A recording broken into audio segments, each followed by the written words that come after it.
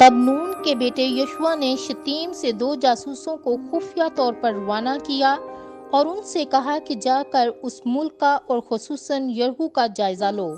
चनाचे वो चले गए और राहब नाम की किसी फाहिशा के घर में दाखिल हुए और वहीं क़याम किया। यरहू के बादशाह को खबर मिली कि देख, आज की रात चंद इसराइली मुल्क की जासूसी करने के लिए यहाँ आए हुए हैं।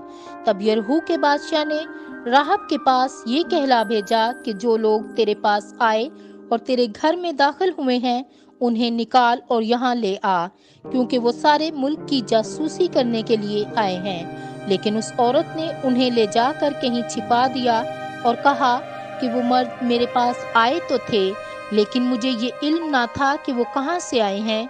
और जब अंधेरा हुआ और शहर का फाटक बंद करने का वक्त हो गया तो वो मर्द चले गए। लेकिन उसने उन्हें छत पर ले जाकर सन की उन लकड़ियों के नीचे छिपा दिया जो उसने वहां जमा कर रखी थीं। इससे कबल कि वो जासूस रात को लेट जाते, वो छत पर गई और उनसे कहा कि मैं जानती हूँ कि खुदावन ने ये मुल्क तुम्हें दिया है और तुम्हारा शदीद खौफ हम पर छाया हुआ है, और इस मुल्क के तमाम बाशिंदे तुम्हारे खौफ से पिघल रहे हैं, क्योंकि हमने सुना है कि जब तुम मिस्र से निकले तो खुदावन ने तुम्हारे लिए बहरे कुलज़म के पानी को सुखा दिया। जब हमने ये माजरा सुना तो हमारे दिल पिघल गए और तुम्हारे सबब हर शख्स का हौसला पस्त हो गया, क्योंकि खुदावन तुम्हारा खुदा ही ऊपर आसमान का और नीचे जमीन का खुदा है।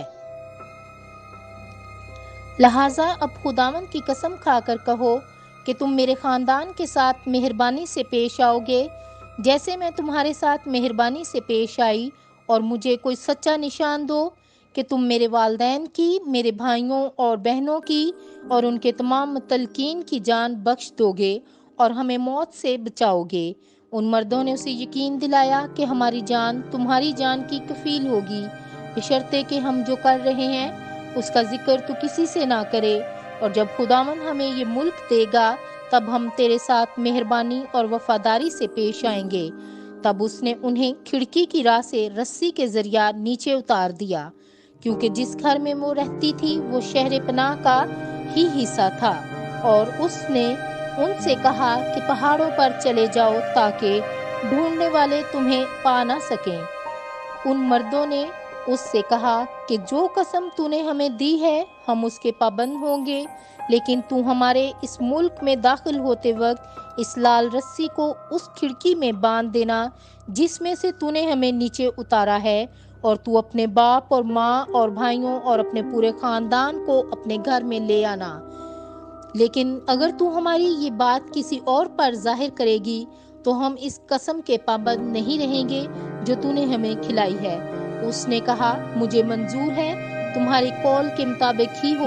तब उसने उन्हें रवाना किया और वो चले गए, और उसने वो लाल रस्सी खिड़की में बांध दी और वो जाकर पहाड़ों पर पहुंचे जहां वो 3 दिन तक रहे। तब वो दोनों मर्द वापस लौटे और पहाड़ों पर से उतरकर दरिया को पार करके नून के बेटे यशुआ के पास आए और जो कुछ उन पर गुजरा था उसे बता दिया।